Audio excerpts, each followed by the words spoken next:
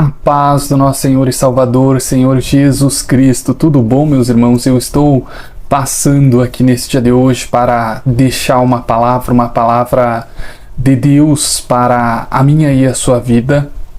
E que neste dia de hoje, Deus, pela sua infinita bondade, graça e misericórdia, possa falar comigo e com você através da sua infinita bondade. Amém, meus irmãos? A palavra que eu quero estar deixando para a minha e a sua vida nesse dia de hoje se encontra lá no Evangelho de Lucas, capítulo 7, que nos diz o seguinte: E depois de concluir todos esses discursos perante o povo, entrou em Cafarnaum. E o servo de um certo centurião, a quem este muito estimava, estava doente e moribundo, e quando ouviu falar de Jesus, enviou-lhe uns anciões dos judeus, rogando-lhe que viesse curar o seu servo, e chegando eles juntos de Jesus, rogaram-lhe muito, dizendo: é digno de que lhe conceda isso, porque ama a nossa nação. E ele mesmo nos edificou a sinagoga. E foi Jesus com eles, mas quando já estava perto da casa, enviou-lhe o centurião uns amigos, dizendo-lhe: Senhor, não te incomodes, porque eu não sou digno de que entre debaixo do meu telhado, e por isso nem ainda me julguei digno de ir ter contigo. Dize, porém, uma palavra, e o meu criado sarará, porque eu também sou me sujeito à autoridade, e tenho soldados sob meu poder, e digo a este vai, e ele vai, e a outro vem, e ele vem, e ao meu servo faze isso, e ele o faz. E ouvindo isso, Jesus maravilhou-se dele, voltando-se, disse à multidão que o seguia: digo-vos que nem ainda em Israel tem achado tanta fé. E voltando para casa, os que foram enviados acharam são o servo enfermo.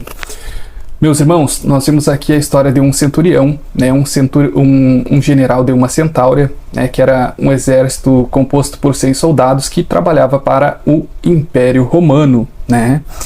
Esse homem tinha uma postura atípica, tradicional dos romanos. Os romanos não costumavam ter compaixão, ter misericórdia dos seus servos, né? E nós vemos aqui um centurião, um general, um cara durão, né? Movido de extrema compaixão pelo seu servo que estava extremamente doente, né? Ele manda alguns anciões ao Senhor Jesus Cristo, pedindo que o Senhor Jesus Cristo viesse curar o servo dele que estava enfermo, né? Então os anciões, indo até o Senhor Jesus Cristo, consideram esse homem digno, né, de receber aquela bênção, porque ele havia construído um templo, né, uma sinagoga para adoração a Deus, né. Mas o Senhor Jesus Cristo foi com os anciões, ouvindo isso, né, ele foi com os anciões, e quando chegava perto da casa desse centurião, né, o centurião envia alguns amigos dizendo a ele: Senhor, não te incomodes, porque eu não sou digno de que entre debaixo do meu telhado, e nem por isso ainda me julguei digno de ir ter contigo. Dize, porém, uma palavra, o meu criado sarará. Nós vemos tamanha humildade desse homem, né? Ele construiu uma sinagoga, um templo de adoração a Deus com seus recursos próprios, né? Alguns estudos teológicos contam, né, que essa sinagoga que esse homem construiu, e por sinal dizem, né, os estudos, que foi a mais bela sinagoga construída em Cafarnaum, né, foi construída com os próprios recursos dele. Mas mesmo assim, nós vemos que quando o Senhor Jesus Cristo se aproximava da casa dele, ele disse que não se achou digno de ir falar com o Senhor Jesus Cristo. Nós vemos uma pessoa humilde, né, que reconhecia que o Senhor Jesus Cristo era o Filho de Deus. Ele olhou para si mesmo e disse assim: olha, eu, um homem pecador como eu sou, né, mesmo que eu tenha construído essa sinagoga, mesmo que eu tenha feito a obra para Deus, né, eu não sou digno de falar sequer com o Filho dele, que era o Senhor Jesus Cristo. Então nós vemos humildade nesse homem primeiramente, né, e logo em seguida ele diz o seguinte: porque eu também sou homem sujeito à autoridade, e tenho soldados sob meu poder, e digo a este vai, e ele vai, a outro vem, e ele vem, e ao meu servo fazer isso, né. E aqui ele reconhece o poder, a autoridade, né, que o Senhor Jesus Cristo tem. Ele compara a autoridade dele com a do Senhor Jesus Cristo, e a do Senhor Jesus Cristo com a dele, né? Que se o Senhor Jesus Cristo desse uma palavra ordenando que o servo dele ficasse bom, então o servo dele sararia. Logo em seguida, o Senhor Jesus Cristo, ouvindo isso, diz que nem mesmo em Israel, né, achou tanta fé como no homem ímpio, num homem sem temor a Deus, né, que eram os romanos.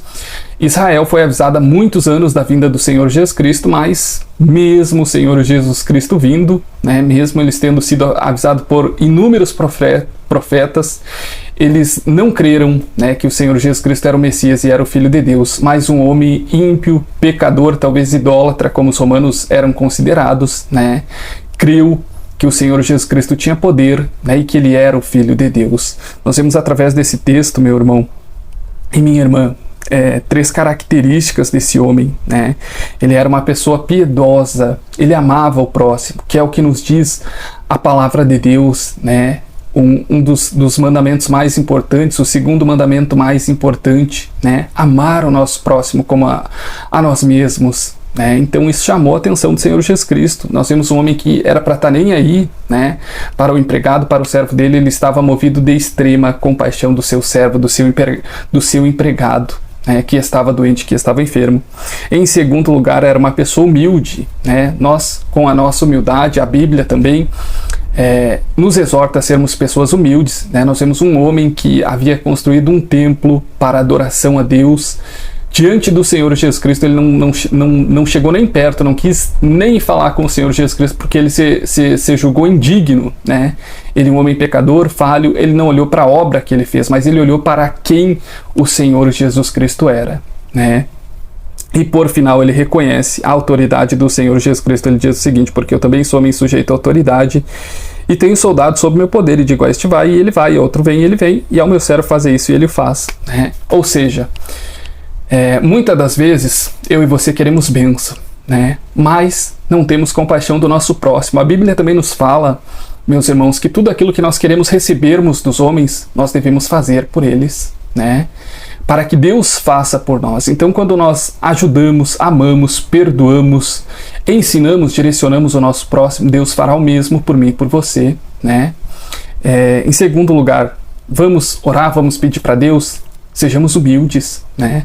Mesmo que nós dizimamos, mesmo que nós jejuamos, mesmo que nós preguemos a palavra, não importa absolutamente nada, né? Que nós tenhamos feito ou fizemos constantemente que nos torne merecedor de qualquer favor de Deus, né? Devemos ter a humildade desse homem que havia construído um templo, uma sinagoga com seus recursos próprios, né? E um dos mais belos, por sinal. Não se achou digno nem sequer de ir falar com o Senhor Jesus Cristo, né? E que eu e você tenhamos a humildade de dizer: olha, Senhor, eu sei que eu não sou digno, mas o Senhor é um Deus bom, o Senhor é um Deus misericordioso, que atende aqueles que se humilham perante o Senhor. E eu tenho certeza que Deus vai responder a minha e a sua oração, né? E também reconhecer o poder, né? Esse homem reconheceu a autoridade que havia no Senhor Jesus Cristo. Ele reconheceu, ele diz que apenas uma palavra do Senhor Jesus Cristo era o suficiente para curar o seu servo que estava extremamente enfermo, né? Eu e você, quando formos falar com Deus, devemos reconhecer que há poder. Senhor, eu sei que o Senhor é o Deus Todo-Poderoso, que não há inferno, que não há diabo, que não há pessoa mal intencionada que possa parar o seu agir, né? Então Deus vai sentir na minha e na sua oração fé, né?